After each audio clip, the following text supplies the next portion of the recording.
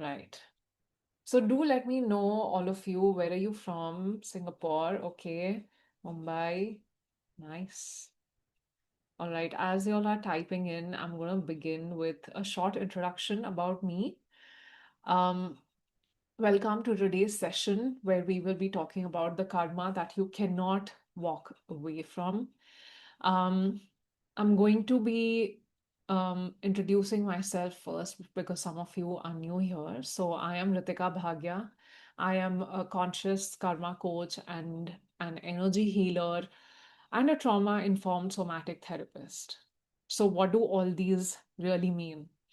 I help you understand what is the role of karma in your life, that it is not punishment, that it is not some sort of a dosha, but it is your gift into this life. It is something you've been given by your own soul who has lived many other lives in the past. And it is also a gift from your ancestors and from yourself and the life that you've lived so far. And this is what conscious karma really is, the understanding that karma is not here to harm you, but it is here to help you grow, to help you find peace, and to put you in motion towards the path of liberation or of moksha. But let's deal with moksha and liberation later, right? Because at the moment, our struggles are not about how can I meet God, but more about how can I manage my day to day life, right? How can I manage the people in my life, the illnesses in my body, the struggles with that I have with money or with work, right? And this is where energy healing comes in. So I have studied pranic healing, and I would love to know if there are any other pranic healers over here. Please say hi or drop a hi in the chat. So I know that you have also, got that same knowledge that I have from the same source. So I blend in the wisdom that I've learned from pranic healing together with my knowledge, studying the scriptures, understanding karma in depth, working through my own deep inner transformation, and then guiding others through the same. Now, I did not stop here. I wanted to understand how science fits in with all this. And so I studied what trauma is and how trauma gets stored in our body. And I started drawing connections between trauma and karma and realized that they are not very different from each other. And sometimes when you blend the knowledge from our ancient scriptures with modern science and everything that it has been telling us, you realize that the lines are pretty blurry. So I blend in all these practices together and I work with people through online programs, offline programs, in groups, and also one on one. So today you're going to be experiencing some of the work that I do. So I urge you to please stay until the end because the practice I will be doing with you today is towards the end of the session.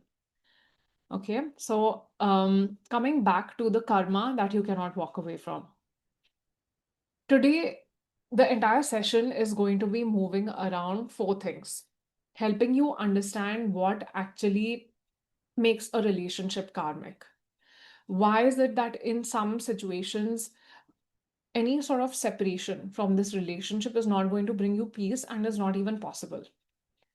Third, what is the cost? What is the underlying cost of, like, constantly fighting against this reality that you feel so stuck in, right? We cannot help it that we are in this situation, but what is the cost of really fighting it again and again? And lastly, how to stay in this relationship without really losing yourself in the process. And as I mentioned earlier, if your karma is a gift, walking away from it would mean throwing away that very thing that is going to help you find happiness. So by walking away from your karma, you're basically telling life, telling universe, telling your soul, telling God, whoever it is that you speak to, that this is too tough for me. I cannot handle this. And so the only choice I have is to give up on this relationship, give up on my life, give up on this job because it's not meant for me.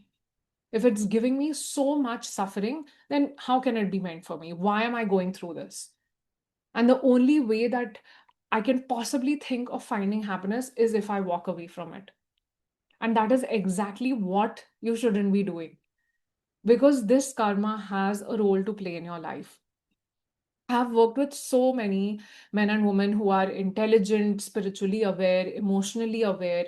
But when it comes to, that one specific challenging situation or relationship in their life, they're just not able to deal with it. They cannot walk away from it, or they cannot learn to, handle it or move through it.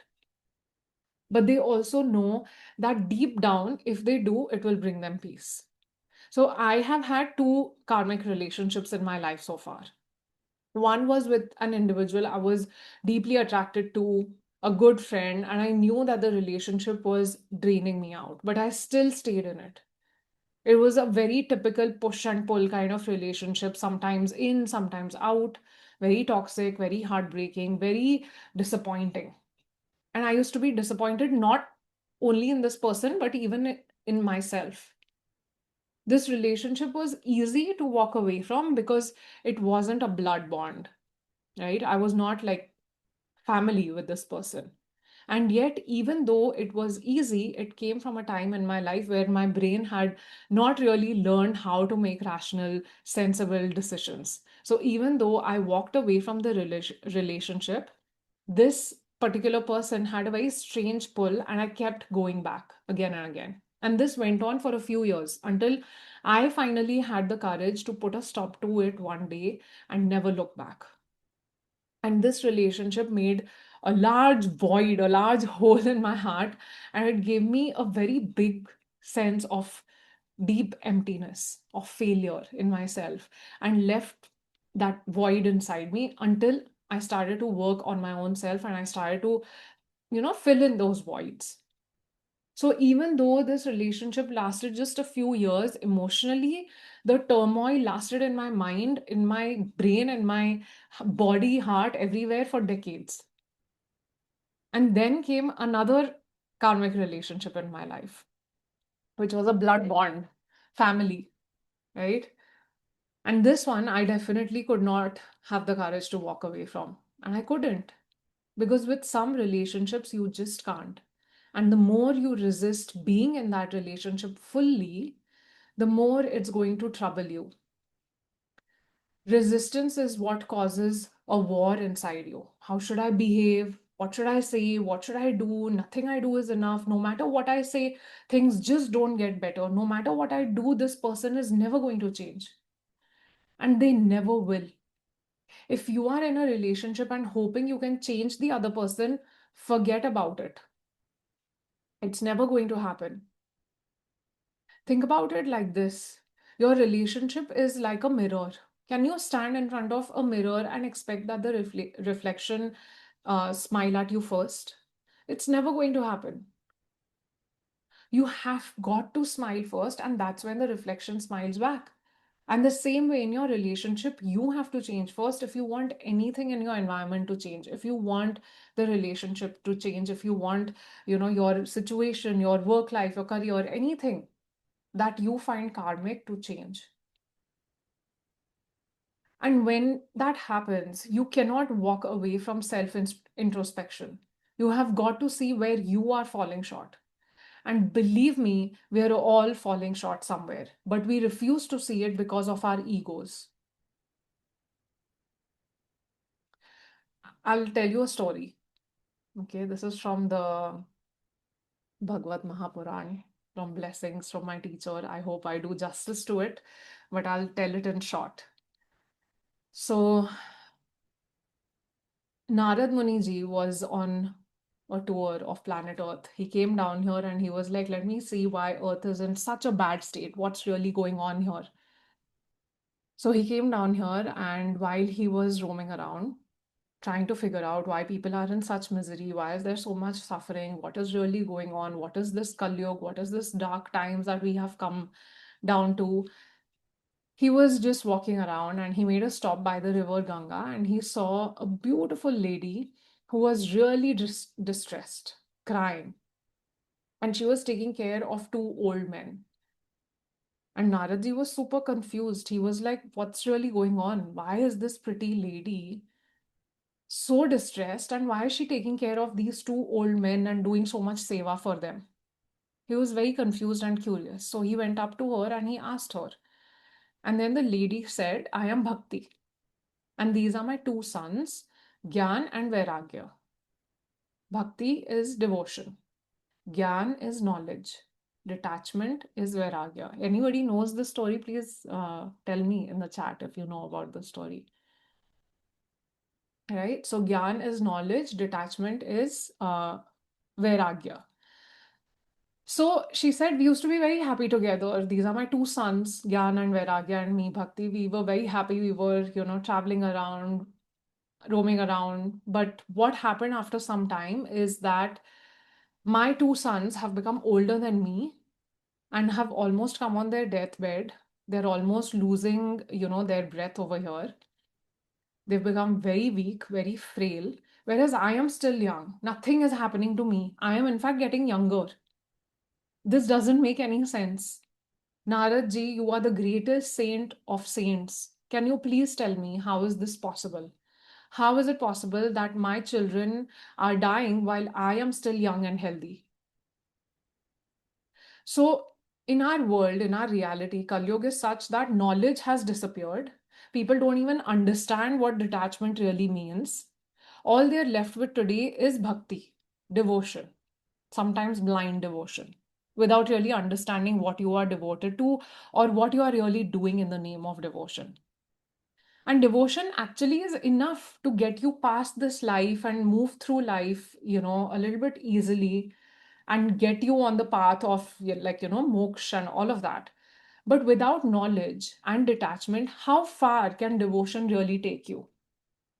To truly change the state of this world, the condition of this planet, knowledge needs to be brought to life again. And so does detachment. Bhakti in today's day and age, as we call, is healing, right? Going to a healer, asking them to cut cords, making your challenges go away, saying a mantra 108 times as homework without really understanding the meaning of it, without really connecting with God through it, without really feeling the vibrations of it in your heart and soul. Doing it because somebody told you to, that it's going to help you, it's going to help you with your challenges, so just do it. Or going for a sound healing session, feeling better in the moment, but not addressing the main challenges that are happening at home, changing your behaviors, looking at your inherited patterns, using devotion and spirituality as a medium to bring about any change in yourself. That is called spiritual bypassing. And yes, while devotion can help us sail through this life, it has to be done diligently with your heart and soul fully in it. And that's why bhakti is getting younger, but knowledge and detachment are getting older because they're ignored. Nobody is paying attention to them. And in today's day and age, we need to wake up to this knowledge. And we need to use it really to understand what are these attachments we have with people, with things, with experiences that are keeping us stuck in the same loops of karma again and again.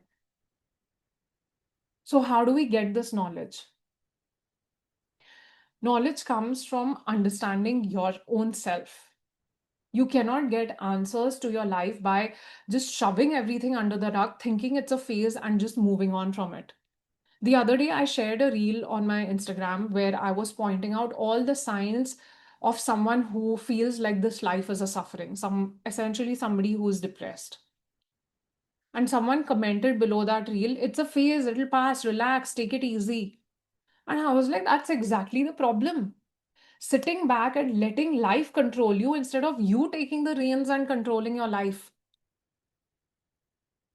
What does the cover of Gita show us? If you've ever seen the cover of Gita, it has Krishna riding the chariot, holding the reins of five horses that pull the chariot forward, right? And those five horses represent the five senses: eyes, ears, nose, skin, tongue. These are the ones through which you interact with the world, right? These are represented by the five horses that are pulling the chariot forward. The reins are in Krishna's hand. The reins are your mind. The reins itself that control these five senses are your mind, your man. Without which the five senses wouldn't know where to go, what to do. They would be just dispersed everywhere. So your mind is holding them all together. The five senses get instructions from you, from your mind. But don't confuse mind with intellect. That is buddhi. So the mind is your man that tells you what to do. मेरा मन ये कह रहा है, मेरा मन वो कह रहा है, मैं ये करूं, वो करूं, right? And Krishna is the one who's representing Buddhi. He is the one holding the reins, pulling the reins, right? So the Buddhi is the one that has the wisdom, that has the intellect. Reins of the mind control the five horses or the five senses are in Krishna's hand, and Krishna represents Buddhi. And Arjun is the soul, the one who's riding the chariot, right? Doesn't have much of a role in the whole thing in the action itself, but he is the main person, right? Like this everything is for him. And the chariot itself is your body, the vehicle through which you are living this life. But without five senses, the body of the chariot is incomplete, right? Without the horses, the chariot is incomplete. Now, if your mind, your man, is not in your control, not in control with the buddhi, with the intellect, with the wisdom, you're going to face many problems in your life. Your senses will be all over the place and it will get hard for you to control the reins. So your buddhi and your man both need to be stable. And to make them stable is absolutely in your control. When you have your own chariot under control, no matter which battlefield you are on, you're going to win. But if you lose control, you're not going to survive the war. Can you stop the war from coming? No, that was never in your control. Situations, circumstances, and your karma from the past got you onto the battlefield, and that was never in your control. You couldn't help it. Can you run away from this battlefield? You could, but that would mean giving up on life. And Arjun wanted to do that. And that's when the Bhagavad Gita began with his inner turmoil. He told that this is your dharma, you cannot walk away from it. You came here for this. You came here to establish your role over here. So lift yourself up for yourself and go on the field and fight this war. Complete your dharma. So, whatever your situation in front of you right now, whatever relationship you are in, you can't run away from it. But what you can do is equip yourself to handle it so well, shape yourself into becoming such a strong warrior that nothing can break you, and you come out of this life situation winning the war. This is why I say that separation is not always the solution. Sometimes walking away doesn't bring peace. In some cases, yes, it would. And that would also require courage. But walking away essentially postpones the lesson. And the cost of postponing the lesson is that life will keep bringing the same situation back for you again and again with different faces, different names, different stories.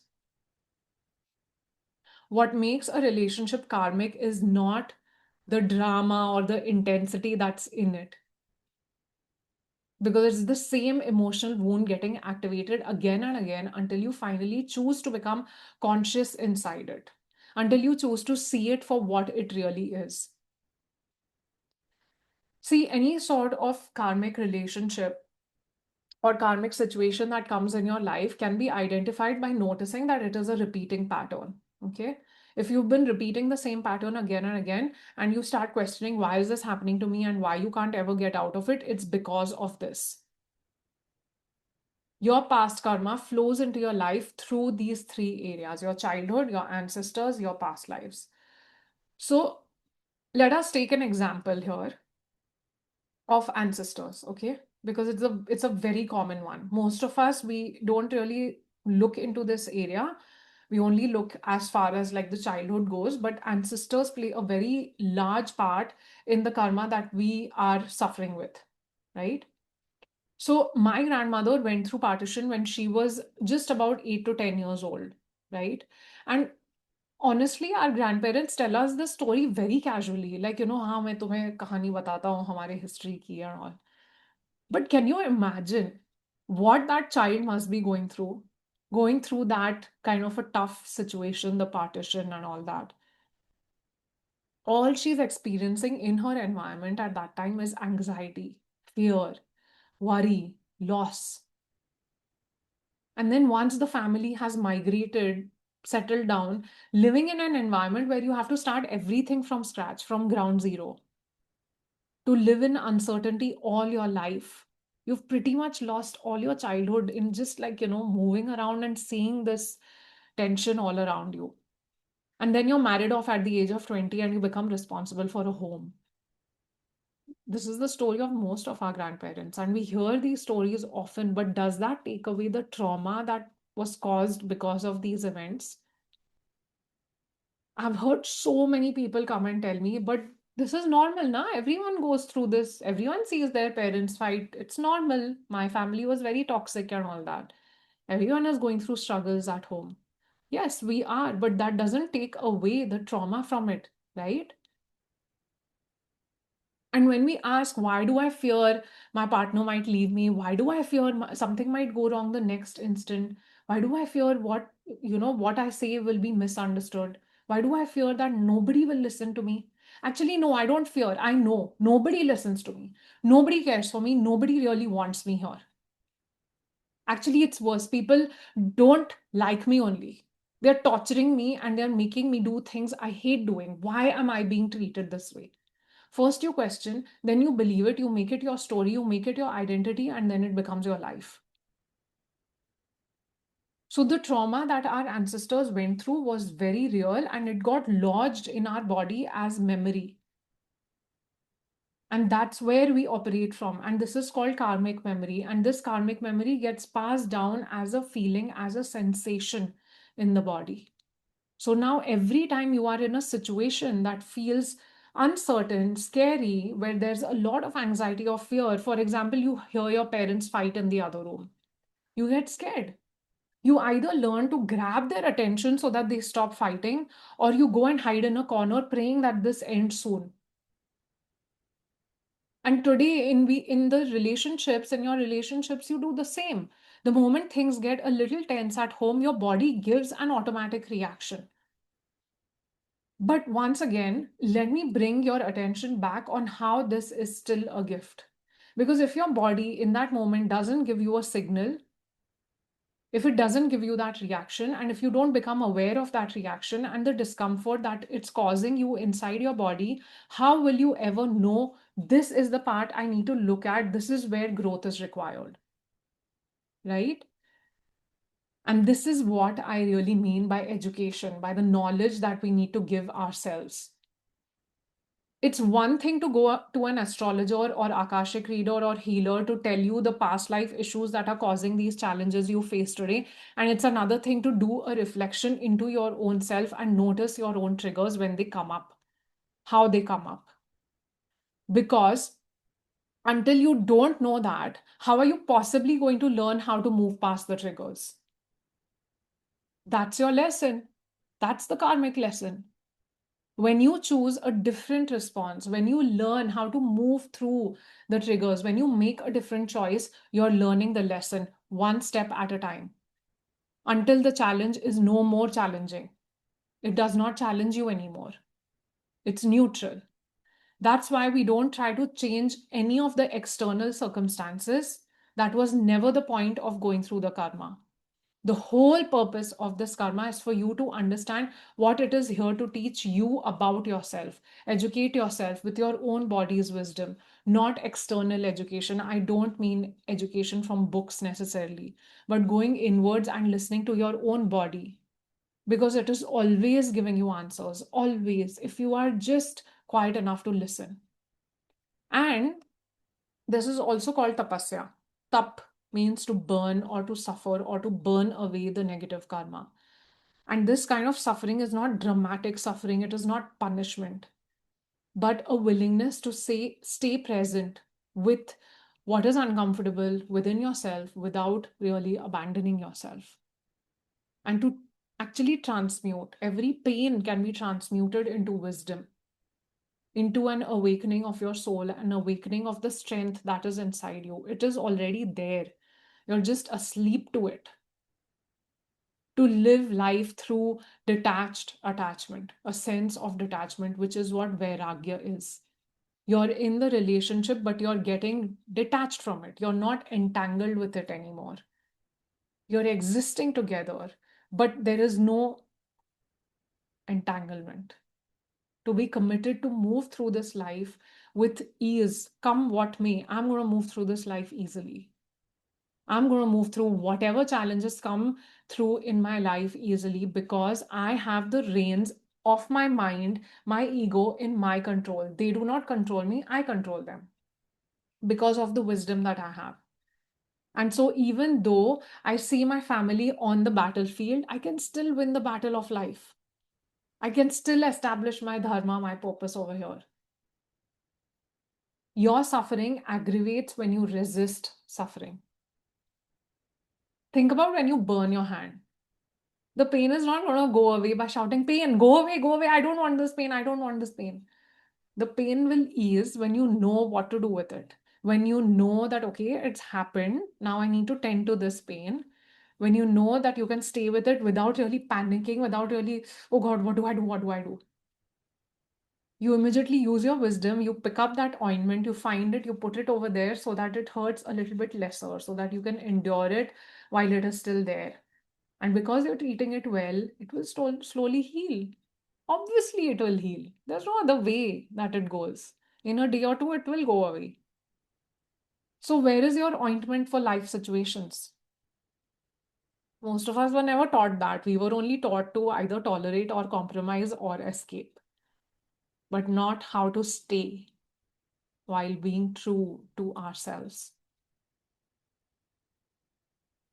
And, after doing this work for a few years, I realized that a lot of people struggle exactly the same way because I have also struggled this way. But there are some relationships in our life which we can't escape no matter how hard we try. So we need to find the ointment for it. And that's why I'm here doing this work with you today.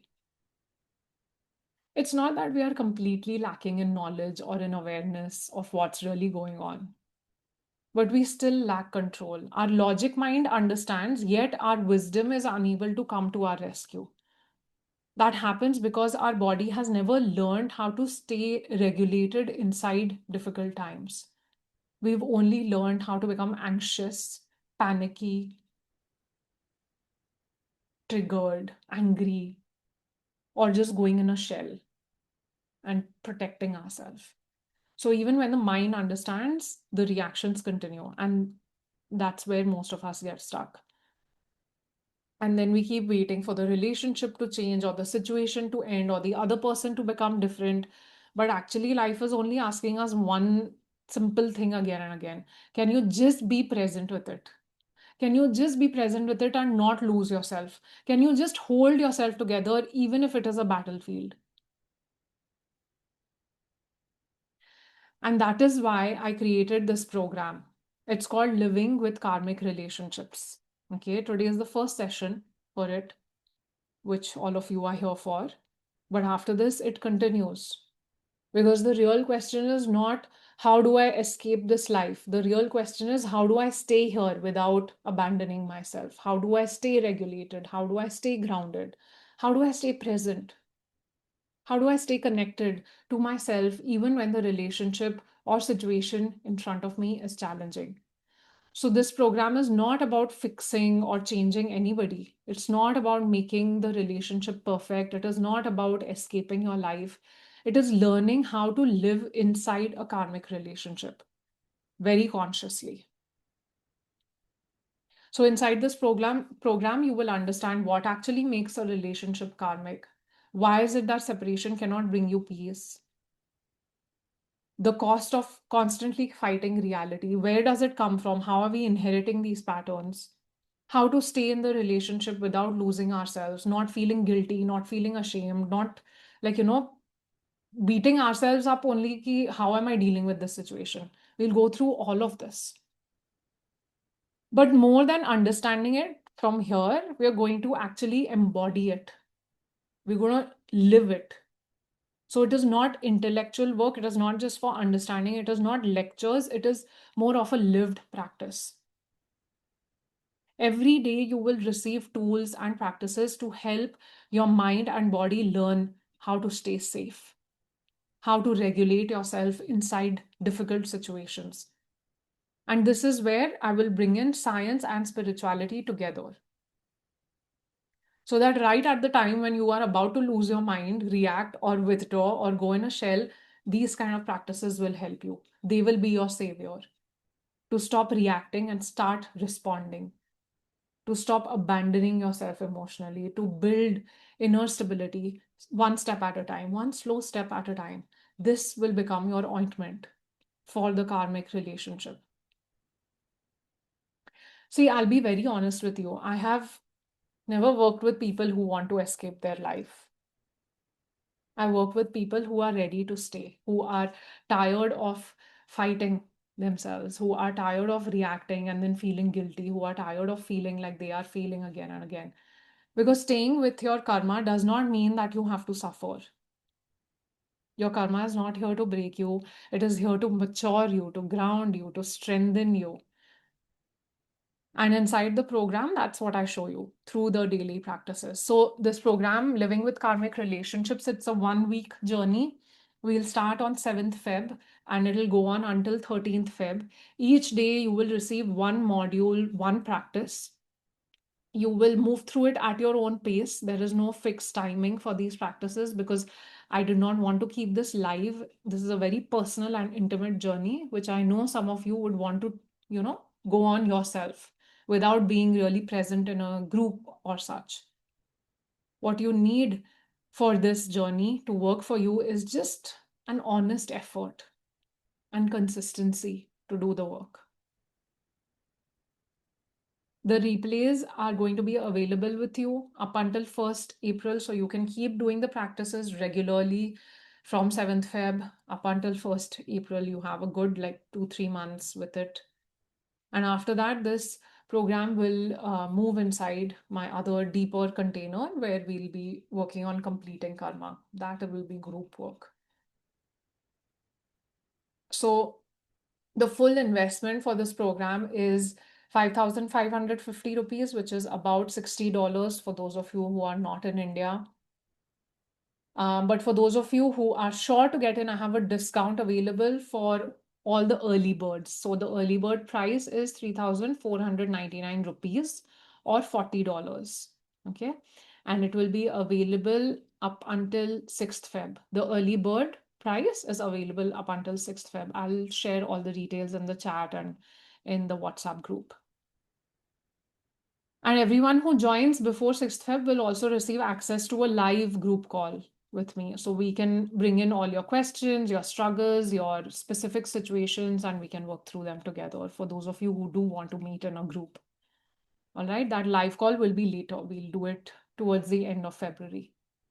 So I'll drop the link here in the chat, and I'll also be sharing it in the WhatsApp group where you registered for this session. And if there are any questions, of course, please don't hesitate to reach out to me. You have my number in the WhatsApp group, and I'll be there to support you. Okay. All right. Now, before we close today's session, I want you to experience this work directly, right? Not just understand it, but feel it. So, for the next few minutes, wherever you are, if you can just take 15-20 minutes for yourself to do this practice with me and just be fully present with yourself without getting distracted in a quiet space with yourself, closing your eyes.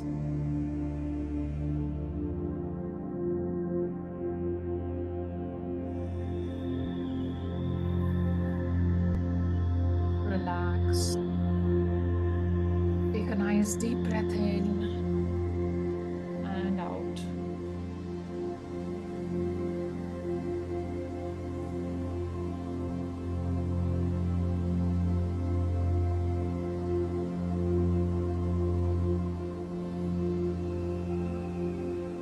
And bring all scattered parts of you that might be anywhere else,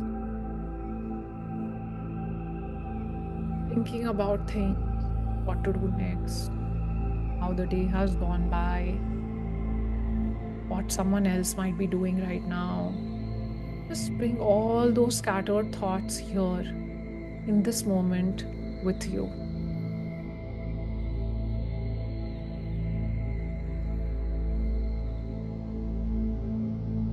And also try to notice any sounds around you. Notice the farthest sound that you can hear.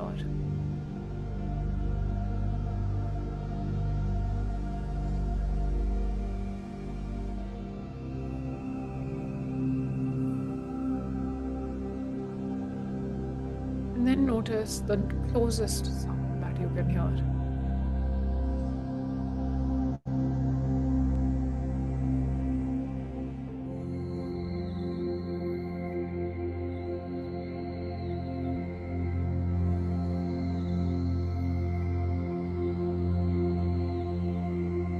Also notice the weight of your body and where it meets the chair or the floor beneath you.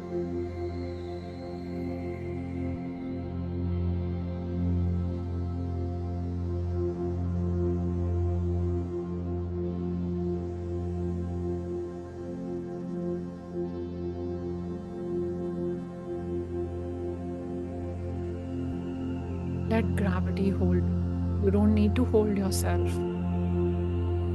Let gravity do all the work and just relax every single part of your body.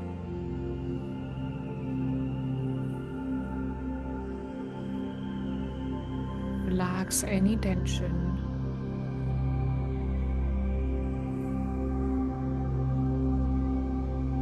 Relax all your muscles.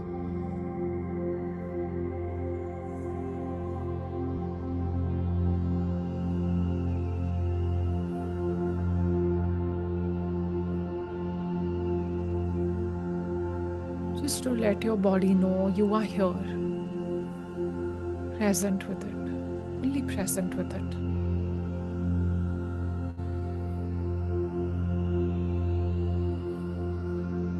Notice your breath.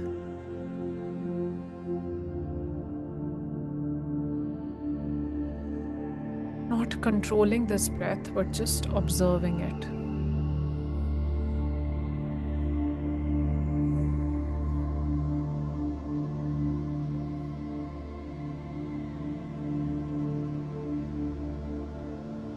How your chest rises and falls as the breath moves in and out of your body.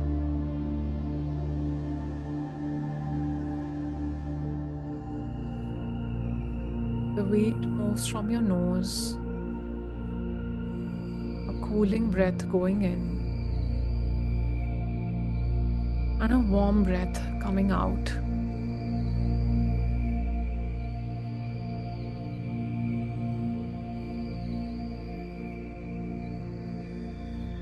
Notice that slight shift in temperature under your nose.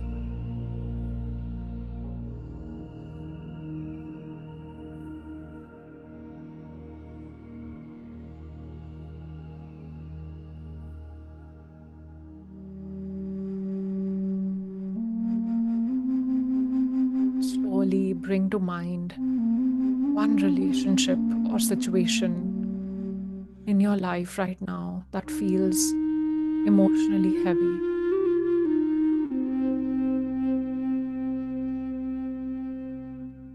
Something that you're struggling with.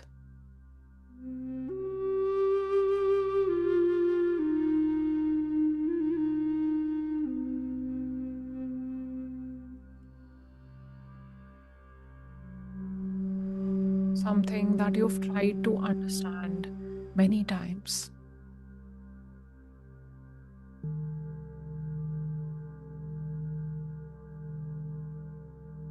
You don't have to go into the story of that situation or that person.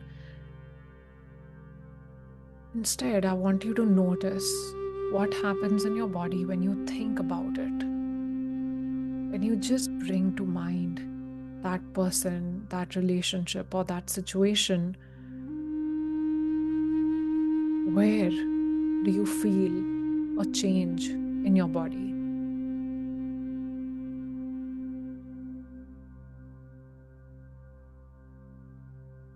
Is it in the chest? Is it in the throat? Is it in the belly or your shoulders or your head?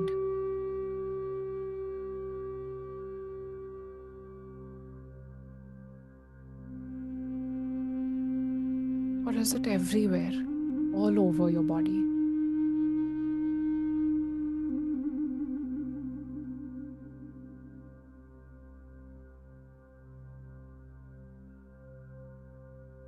And notice the nature of this sensation.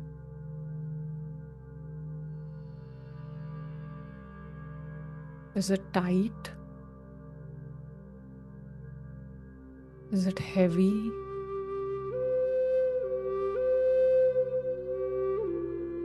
Is it hollow or contracted?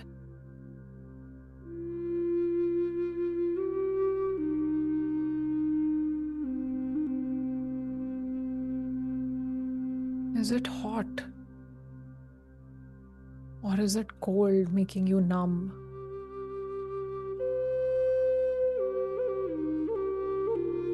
Just stay here with this sensation. You don't have to change it. Only notice it.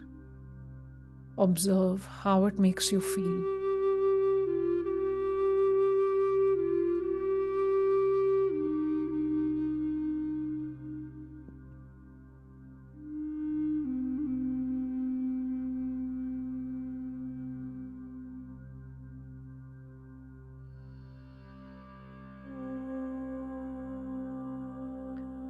And now,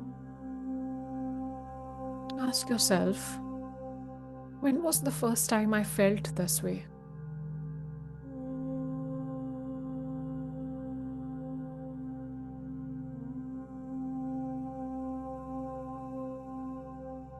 Let the answer come to you without questioning its source, without doubting where it's really coming from. You can receive it as an image, a memory, a younger version of yourself, or just a sense or an inner knowing.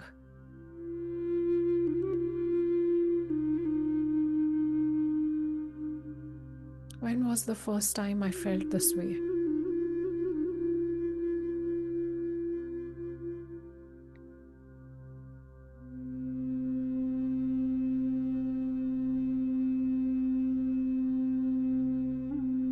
Trust the answer. You're not going back to that memory to relive it. You're just going there as an awareness, as your adult self who can watch it, witness it without getting pulled into it.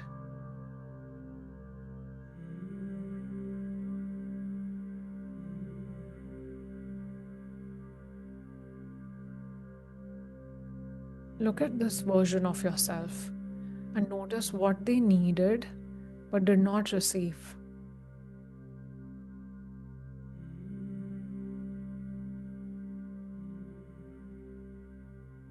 Was it love?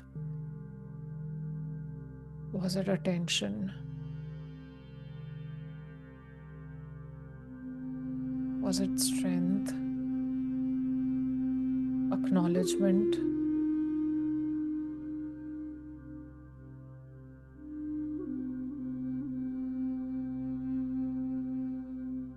What did this person not get that they were looking for?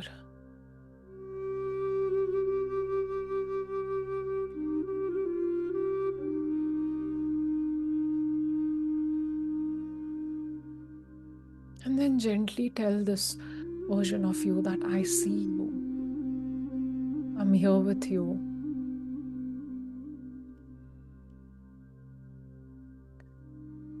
And you don't have to be carrying all this alone, all by yourself.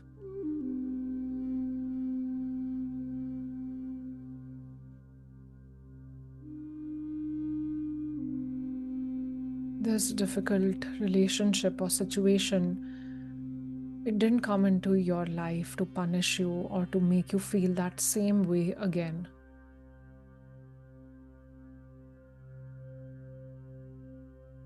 It's here to wake you up, to give you more strength, to teach you how to be present, to mature you, to help you go deeper within yourself and connect with yourself.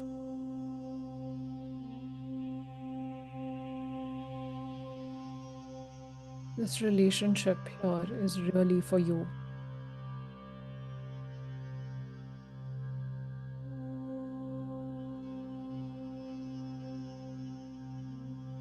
As you breathe, imagine that breath going into that part of the body which was carrying the discomfort.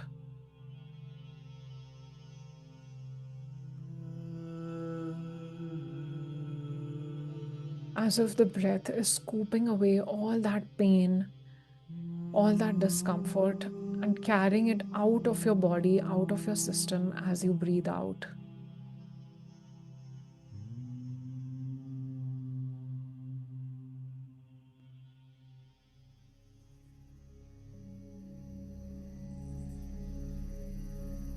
You can also breathe in white light and let it move to that heaviness, to that uneasiness, that stuckness. And allow the white light to make space. To make space in that area for everything to move. For the cells to move, for the blood to move, for the air to move. So that it's not suffocating over there. There's an ease. The white light is easing it out.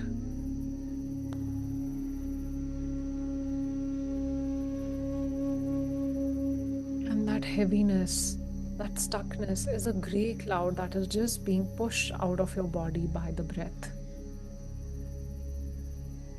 Making more space,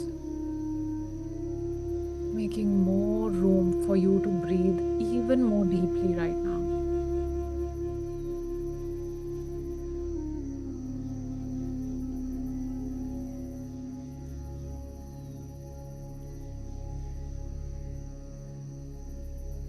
Let your breath be deep, slow, and let it move like there's plenty of space inside, plenty of room.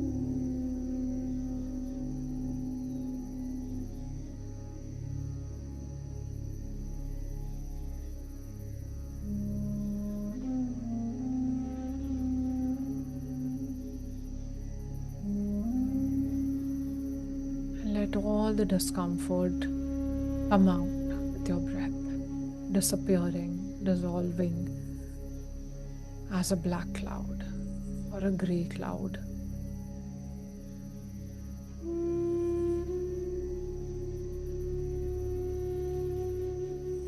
And now slowly start to bring attention back to your spine. Feel its length, feel its strength.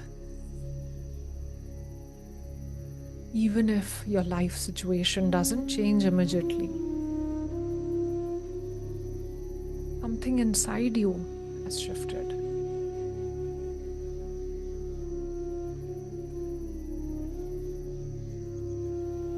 You're no longer inside the relationship. You're inside the pattern. You're witnessing it, you're holding it, and you're staying with yourself as you observe it.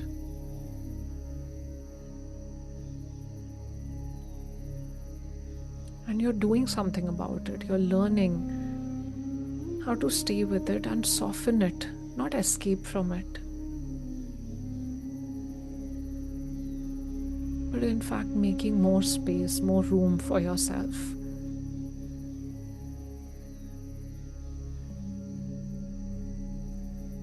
Softening your karma through stillness, through consciousness.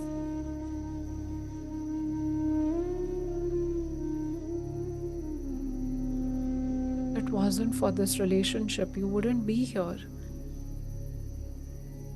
This relationship is teaching you how to come back to yourself, to come back home.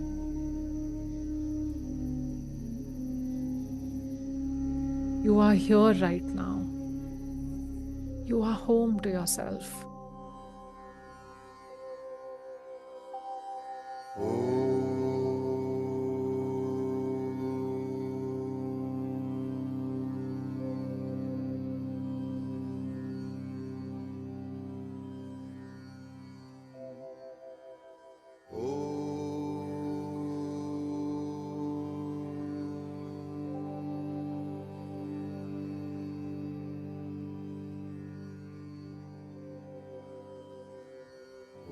Allow your awareness to just rest in your heart space.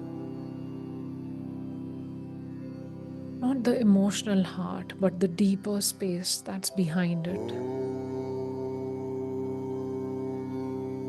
The space that usually witnesses everything. The space that has been watching your entire life.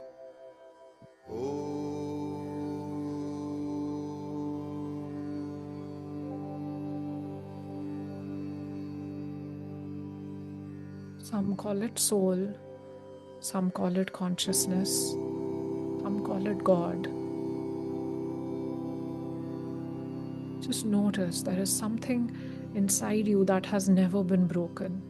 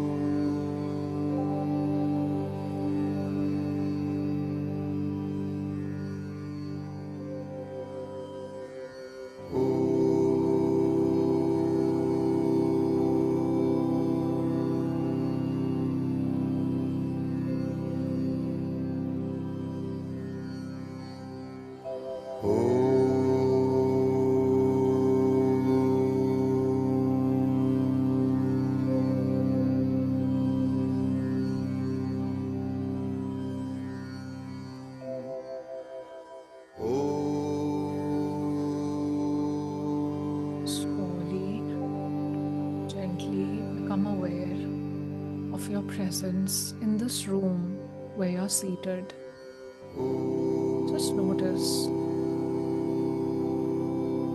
the surface beneath your legs that's supporting you.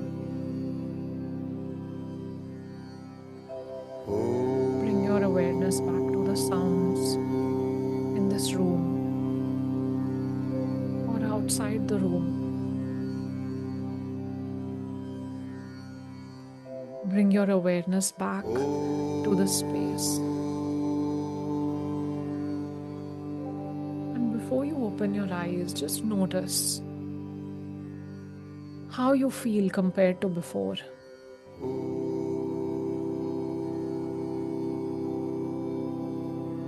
What kind of sensations exist in your body now?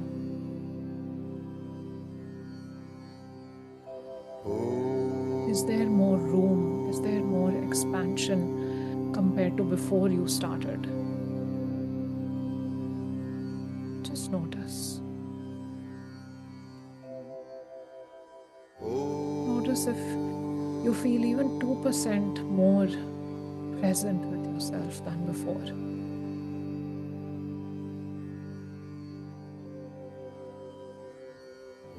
That 2% or more is your doorway into a new life.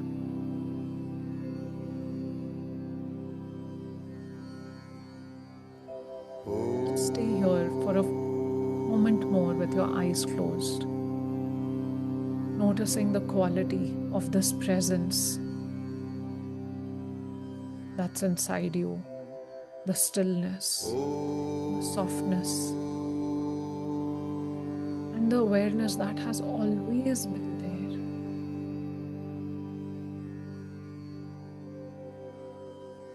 What you have touched today is not something that I have given you, it is something that already exists within you. The work is only and simply about learning how to return to it again and again and again. This is the real work. Not fixing life, but meeting life consciously. You can slowly and gently begin to open your eyes. Give yourself any small micro movements that your body needs right now. And then open your eyes.